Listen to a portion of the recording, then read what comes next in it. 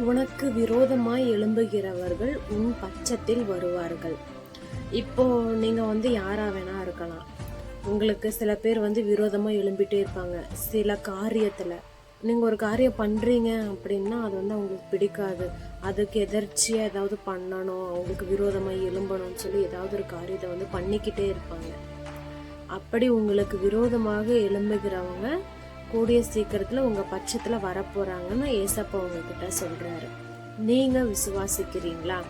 நீங்க இந்த காரியத்தை விசுவாசித்து இது எனக்குரிய காரியம்னு ஏத்துக்கிறீங்களா? இருதயத்தின் பொதுவாக இந்த காரியம், இந்த அற்புதம் எனக்குரியதுன்னு நீங்க விசுவாசிச்சீங்கன்னா கூடிய சீக்கிரம் அந்த அற்புதம் உங்க வாழ்க்கையில நடக்க போகுது.